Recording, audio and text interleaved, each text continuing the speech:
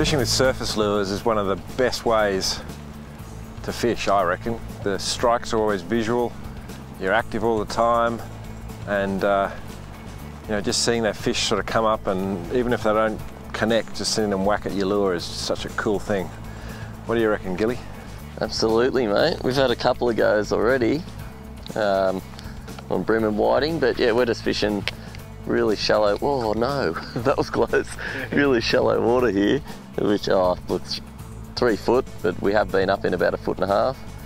And there's only a slight ripple on the water here, so we're fishing pretty, I suppose you'd say, finessely, very slow. We just watched a bream eat the lure before, and he just sat there behind it, had a bit of a swipe at it, and eventually ate it, which was pretty good. And that's what Jim's talking about. That's a pretty special thing to see that. Yeah, it is. It is. Most people equate this sort of surface fishing, you know, for bream and whiting to, you know, sand flats, clean sand flats. But we're actually fishing a little sort of a channel, weedy, mixed weed sand bottom. You've got a mangrove fringes on the side there. Yeah, and here we go. Yep. This one. I don't know if you caught that noise just then.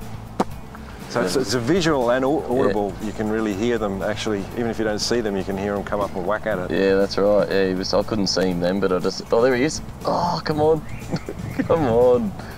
Yeah, no, you're right, Jim. Yeah, it doesn't have to be an open sand flat. This is a really big flood tide. The fish are right up. Like, there's a lot of fish back there that we're never going to get to. They're miles from where we are. We can't get up there. It's only 1/2 foot deep the whole way.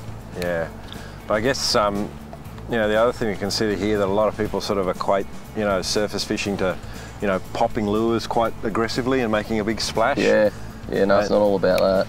You know, in some circumstances that's really effective, but when the water's reasonably calm like this, I mean, a big pop in, you know, what do we got, 2 foot, 3 foot? Yeah. A big pop like that can actually spook a fish, can't it? That's right, and look, I'd probably be more inclined to use a more aggressive lure where there was a lot more chop to get the fish's attention, whereas in the calm water, that as soon as that lure lands, they're aware of it. Just had a little fish rise on that one then. Yeah.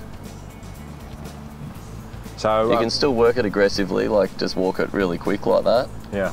And that might attract them, but then you've got to leave it for a while. Yeah. Well, it's actually that pause that often gets the fish, especially with bream, isn't it? Especially with the bream, yeah. But it's all about fun, so get your fair share. It's a strike, isn't it? You know, just seeing the fish come up is half the fun. Yeah.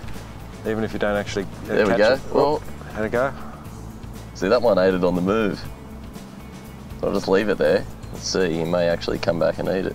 Do you reckon they think they're prawns? I think they think to a certain degree it's a prawn, because a lot of these popping lures, even with a little pop on the front, it's only throwing out a little. It's almost a sound like a prawn when a prawn skips. And I've also thought that the sound when you pull a popper is like the sound that a bream makes when it goes for a prawn. Yeah.